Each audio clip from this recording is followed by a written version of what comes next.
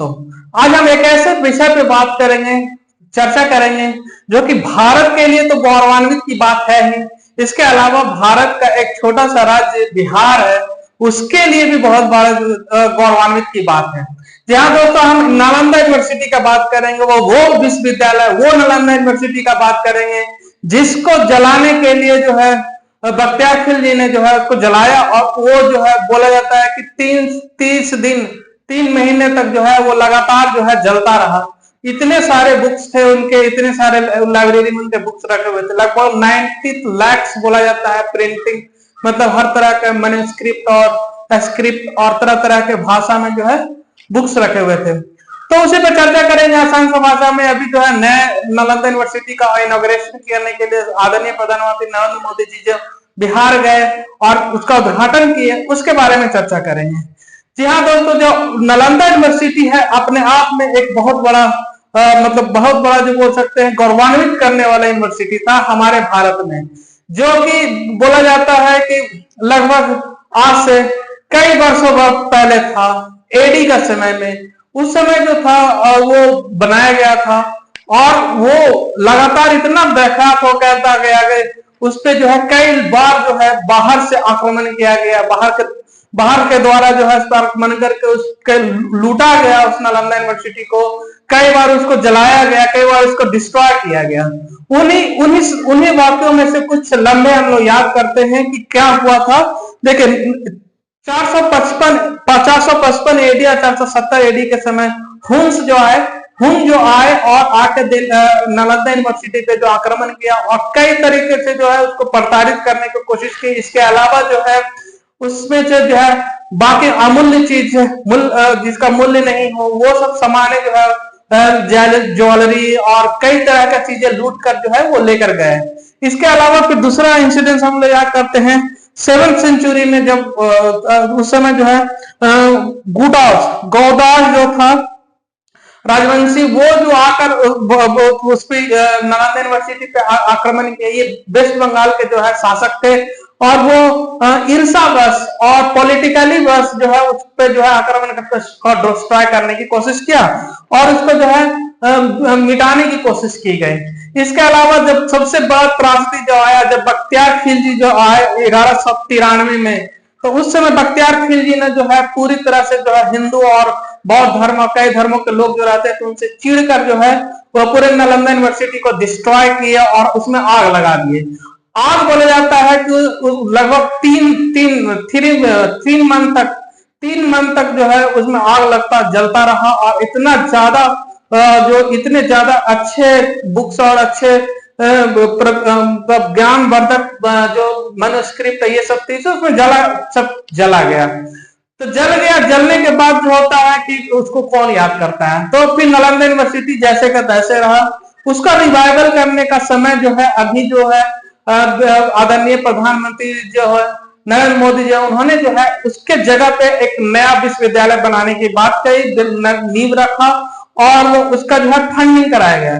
इसका सबसे ज्यादा श्रेय जाता है एपीजे अब्दुल कलाम, जो हमारे राष्ट्रपति से 2006 में उन्होंने जो है कहा था कि हमारे अपने धरोहर जो नालंदा यूनिवर्सिटी, जो नालंदा विश्वविद्यालय था, उसको हम लोग को जीवंत करने का जरूरत है और उसी के तर्ज पे एक नया विश्वविद्यालय बनाया जाए, ताकि जो है बाहर से कई देशों से जो है लोग आए यहाँ पढ़े और फिर से उसी प्रवृत्ति, उसी इच्छा से जो है जो नालंदा यूनिवर्सिटी जो जलाया गया, जो पुराना था, उसी के तर्ज पे इसको पूरा बनाया जाए। तो इसके लिए जो है जो आदरणीय प्रधानमंत्री नरेंद्र मोदी जी आए तो उसके लिए जो है घोषणा किया, और 2017 और 2010 से लेकर 2017 के बीच में इसका उद्घाटन किया गया, और उसको जो है कई देशों से, लगभग 11 देशों कह सकते हैं, इसके अलावा कई देशों से जो है फंडिंग आए और उसको जो है बनाने का कार्य चालू हुआ। अभी हाल ही में जो है आदरणीय प्रधानमंत्री जी द्वारा जो है उसका उद्घाटन किया गया, और वो जो है एक उसको जो है ऐसा तर्ज देने का कोशिश किया गया कि जो है पूरे भारत से ही नहीं पूरे विश्व से जो है लोग आके इसमें पढ़ाई करेंगे। इसका फिर से जो है उसको रिवाइवल करने का काम कर रहा है नालंदा यूनिवर्सिटी को। तो इतने बड़े गौरवान्वित करने वाला जो है जगह है, और सबसे बड़ी बात है कि ये जगह जो है, ये जो नालंदा यूनिवर्सिटी जो नया वाला जो बना है, जिसका उद्घाटन आदरणीय प्रधानमंत्री नरेंद्र मोदी जी ने किया, वो जो है हमारे जमीन पे बना है, मतलब हमारे से जब हमारे गांव के आसपास ही बना है। और ये हमारे लिए जो है बहुत गौरवान्वित की बात है कि हम उसके बारे में जान रहे हैं, उसको जो हम लोग देख रहे हैं प्रत्यक्ष रूप से। बोला जाता है कि इसमें जो है विदेश से कई लोग आके पढ़ाई कर सकते हैं एक साथ। इसके अलावा जो नालंदा यूनिवर्सिटी जो जिस एरिया में बना है, उस एरिया के आसपास आप देखेंगे बहुत अच्छा आपको सीनरी मिलेगा, व्यू मिलेगा, पहाड़ मिलेंगे, आसपास में आपको बहुत अच्छा सफारी मिलेगा देखने के लिए। इवन ग्लास ब्रिज आपको मिलेगा। जी हाँ दोस्तों, मैं राजगीर का बात कर रहा हूँ। राजगीर जैसा एरिया जो है अब जो है ऐसे विकासशील परियोजना से जो है उसका चमक आप देखेंगे और तो दंग रह जाएंगे, इतना ज्यादा विकसित हुआ है। इसके अलावा जो नालंदा यूनिवर्सिटी जो न्यू कैंपस है, इसके कहीं ना कहीं जो है टच करता है, कहीं ना कहीं जो है ये सारे जो खूबियां जो है गर्म पानी का झरना, ग्लास ब्रिज, शांति स्तूप जैसे मंदिर जो है टेम्पल बनाए गए हैं पहाड़ के ऊपर है। उसके अलावा वहां पर जो है बौद्ध विहार करने के लिए जो है बौद्ध भिक्षु जो आते हैं बौद्ध विहार करते हैं। तो ऐसे ऐसे जगह को वो टच करता है, दिखता है, ऐसा है। राजगीर सफारी जैसे जू बनाए गए हैं। तो ऐसे जो है मूल्यांकन करना इम्पॉसिबल लगता है। एक बार आप वहां विजिट करेंगे ना, नालंदा यूनिवर्सिटी के आसपास आप नालंदा यूनिवर्सिटी एक बार विजिट करेंगे वहां पे, तो आपको वहां का प्रकृति का और सौंदर्यता देखकर आप मोहित हो जाएंगे। यही नहीं, हमारे APJ Abdul Kalam, even prime minister Narendra Modi जो है यहाँ इवन कई देशों जैसे हम थाईलैंड, जापान, कंबोडिया, आपका सिंगापुर, आपका श्रीलंका, आपका ये कई देशों से जो है इंडोनेशिया जैसे शहरों से देशों से जो है अब यहाँ पर्यटक आते हैं, इसके इस खूबसूरती को मजा लेते हैं। अब जो है यहाँ पे जब नालंदा यूनिवर्सिटी का जब अनावरण हो गया है, जब वहां बनकर तैयार हो गया है, तो अब जो है यहाँ विदेशी छात्र में आपको दिखेंगे पढ़ाई करते हुए। और कहा जाता है कि इसी के तर्ज पे जब अभी नालंदा यूनिवर्सिटी नहीं जलाया जाता तो आज एशिया जो है नालंदा यूनिवर्सिटी के बल पे जो है एशिया आज एक बहुत बहुत अच्छा पोजीशन पे होता।